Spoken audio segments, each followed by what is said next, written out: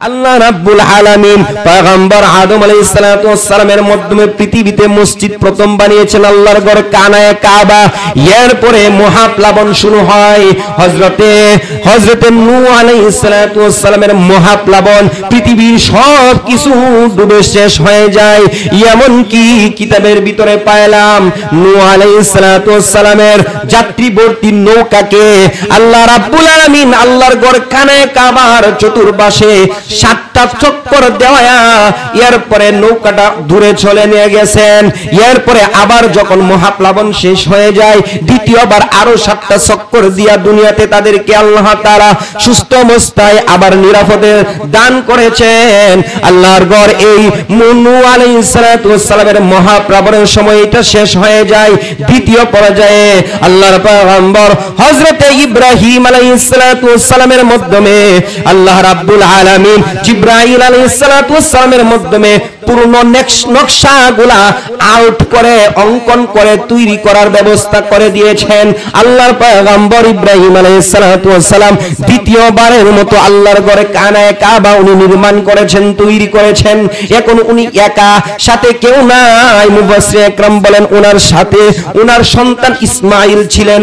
আল্লাহর পয়গম্বর রাজমিস্ত্রির কাজ করতেছেন। এখন রাজমিস্ত্রির কাজ যখন দেয়ালের ইটগুলা করেন, তখন যখন দেয়াল উঁচা হয়ে যায়, এরপরে টেবিলের উপরে উঠেন অথবা অন্য কোনো মাধ্যমে উপরে উঠেন।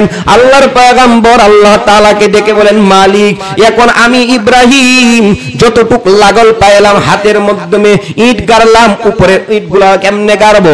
আল্লাহ তাআলা নির্দেশ দিলেন, আল্লাহ তাআলা নির্দেশ দিলেন, আমার বন্ধু আমার খলিল, তোমার পায়ের নিচে যে পাথর দেখা যায় এই পাথরের মধ্যে তুমি আরোহণ করো।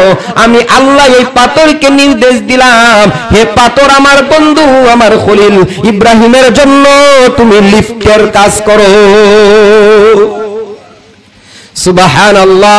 তাহলে কত দামি এইভাবে আল্লাহ তাআলার ঘর কানায়ে কাবা আল্লাহ তাআলা পয়গম্বর হযরতে ইব্রাহিম আলাইহিস সালাতু ওয়াস সালামের মাধ্যমে নির্মাণ করিয়েছেন।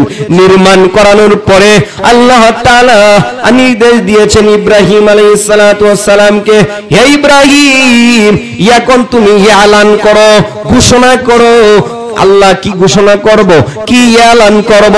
ওই এলানটা হলো, ঘোষণাটা হলো, সারা পৃথিবীর সমস্ত মানুষকে জানায়া দাও তারা যেন আমি আল্লাহর ঘরে জিয়ারতে আসে।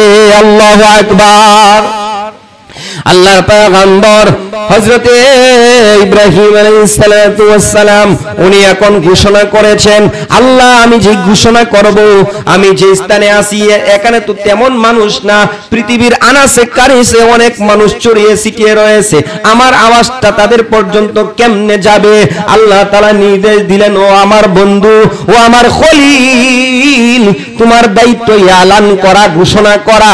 আমি আল্লাহর দায়িত্ব প্রত্যেকের কানে কানে এই এলানের ঘোষণার আওয়াজটা পৌঁছানো। বলেন সুবহানাল্লাহ।